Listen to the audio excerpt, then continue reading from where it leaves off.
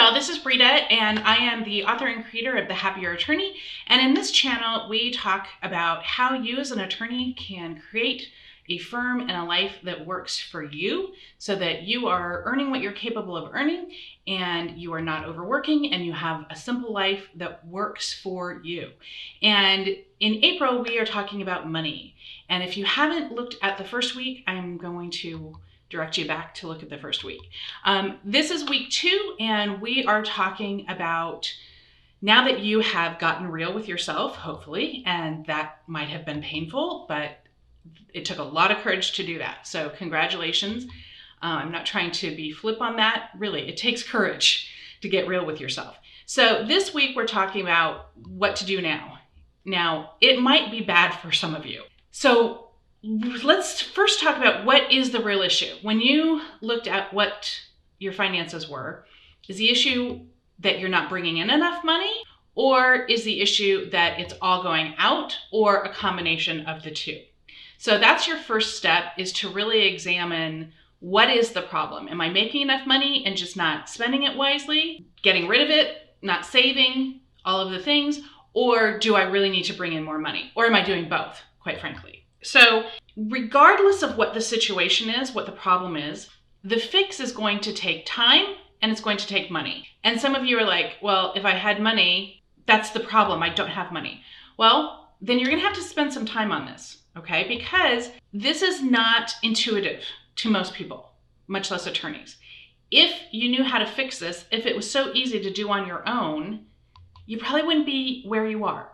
So let's not be like our clients who are like, I can do it on my own.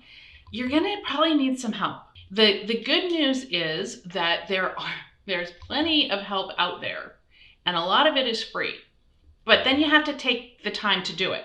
So it takes time to read books on personal finance. It takes time to look at all the YouTube videos and all of the things. Or you can hire someone to help you. There are great money coaches out there and personal finance coaches. I would caution you, you need to get to the root of what's going on though, okay? Which most personal finance people out there, they don't deal with. It's all of the tools, do this, do this, do this, and they don't get to why you're doing it. So until you get to the why, you probably can't keep going. But in the meantime, for those who are really hurting, let's do some triage.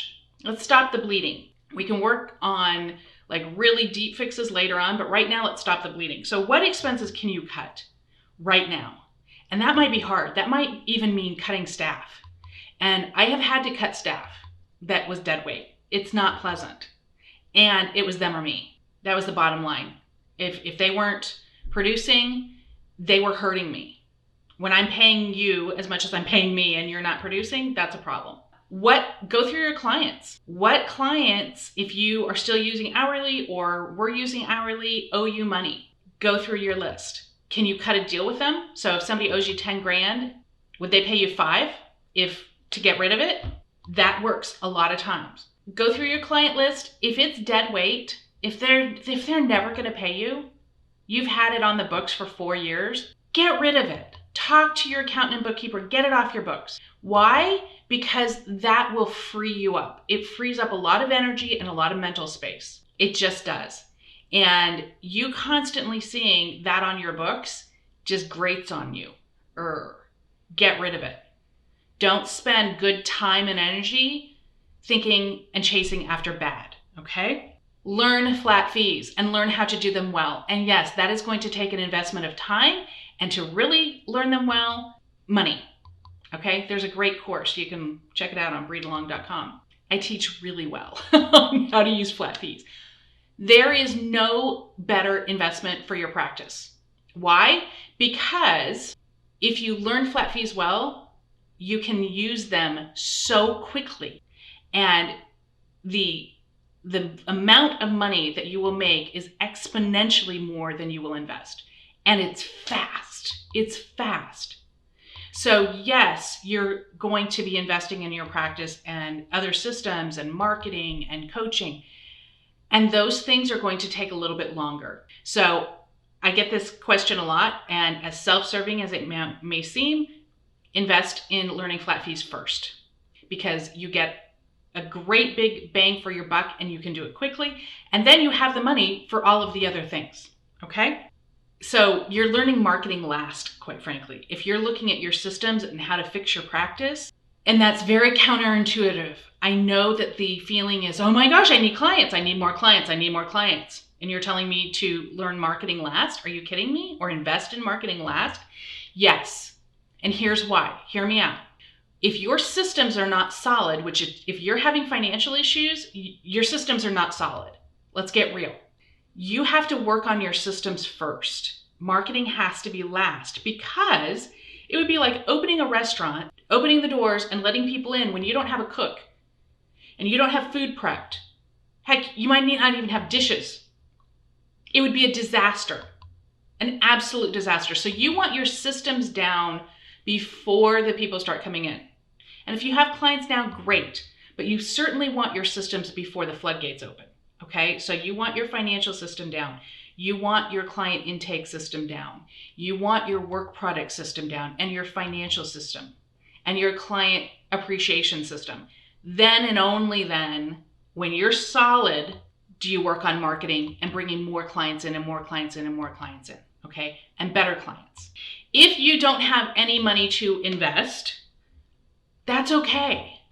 There are a lot of free resources out there, like what you're watching now, okay? But then you're going to have to invest your time, and quite a bit of it. But there are so many books out there, and books are really cheap. If you have any questions about what I recommend for books, I have a recommended reading on my website, readalong.com, in the store section. Link below. There are so many amazing, cheap, and free resources out there so that you can learn these systems and you can start bringing money in and learning how to keep it, okay? And what are you doing to, now that you have your systems in, to increase your clientele? And these are free or next to free. So are you posting on Facebook regularly? It's free. I'm not talking about paid ads. I'm talking about your page and your business page. Are you consistently posting something once a week at minimum? Or did you start and then you stopped because you weren't comfortable on video or whatever? Are you forming, or have you formed, personal relationships with every accountant in town, every marriage counselor in town, every drug and alcohol, whatever your practice is, the other professionals that work with your potential clients? Do they know you on a first name basis? Do they know what kind of work that you do?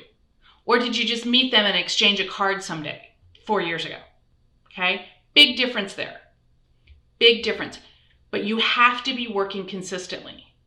And if you don't have the money to hire a big marketing practice or do a Facebook funnel or hire a marketing coach, you need to be doing these things that are free and doing them consistently. But that's part of the gig. And I talk to a lot of practice attorneys who own their own practice who aren't doing it. Then, if you're not willing to market, then maybe you don't have your own business. It's part of the gig, period. Okay? And how you learn how to do it is to learn to do it. You just start doing it. And take small bites, and most importantly, be consistent. Keep it simple, but if you're not willing to work on your financial system, to get your finances in order, and to do what you need to do to bring in sufficient money, this might sound harsh, but then maybe you shouldn't have your own practice. Maybe you just need to go get a job somewhere, because this is part of the gig. You can't have it both ways, okay? So you might need to adapt things and do things you don't want to do. That's part of it, okay? So week 2 is, let's look at the triage. If the issue is you need to bring in more money, then how do you do that? How do you do that?